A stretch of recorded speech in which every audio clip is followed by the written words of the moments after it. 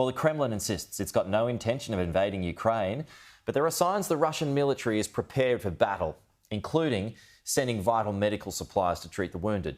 That's a move by the Kremlin would be felt far further than the two nations in conflict. Well, joining us live now is the Liberal Party's Defence and National Security Policy Branch Chair, Lincoln Parker. Lincoln, thanks for your time this morning. It'd be good to get your thoughts here. Do you believe that there will be a kinetic war, to use that old term? Well, thanks for having me, Pete. Look, a lot of experts do believe that. Certainly the United States believes that, and I think the United Kingdom is probably stepping up better than anybody else in terms of sending a lot of supplies and indeed troops, boots on the ground into the region.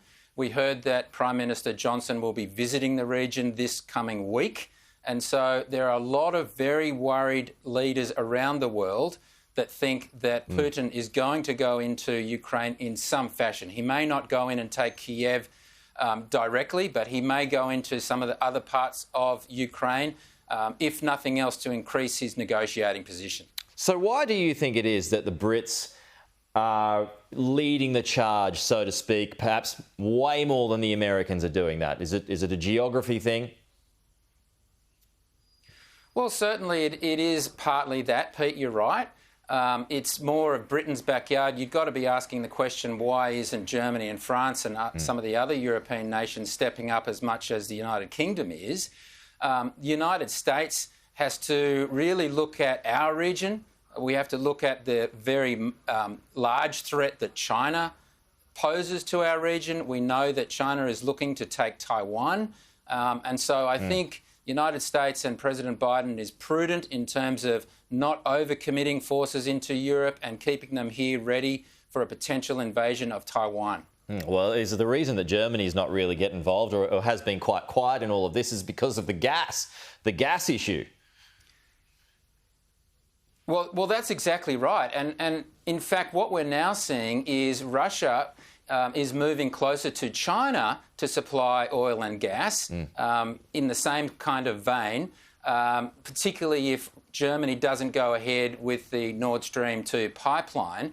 And the UK Sunday Times reported that the Russian ambassador to the United Kingdom recently said exactly that we are moving forward in terms of our relationship with China. And so now we're seeing a very dangerous partnership between Russia and China, particularly where China backs Russia and Russia supplies energy supplies to China. The interesting thing about the Winter Games is that a lot of people are fearing or perhaps even predicting that Russia could well make a move while the eyes of the world are on China while it's holding the Winter Games, and thus would prove that they're in cahoots.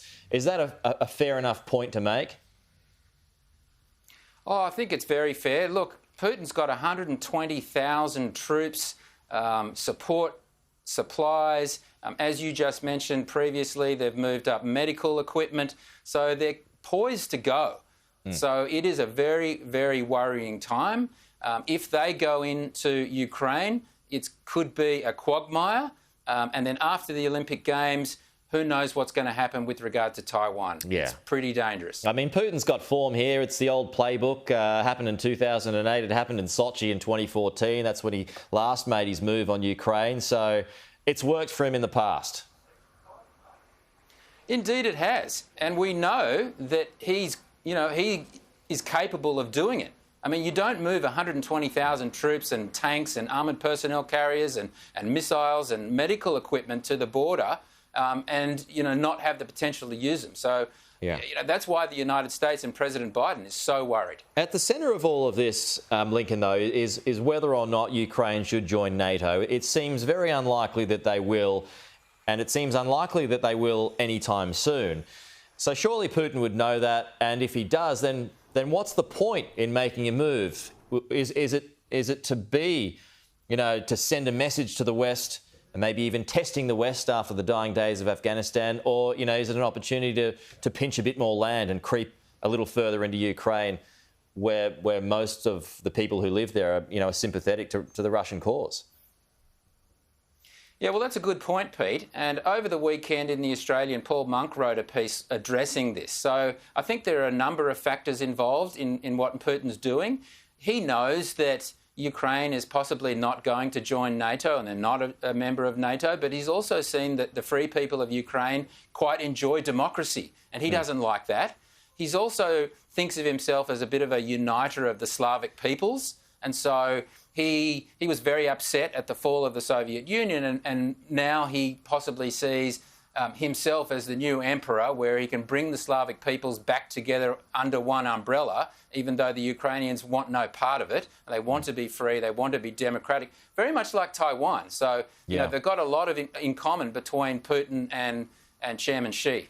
Yeah, good point. All right, Lincoln Parker, appreciate your time this morning. Thanks for joining us here. We'll talk to you soon.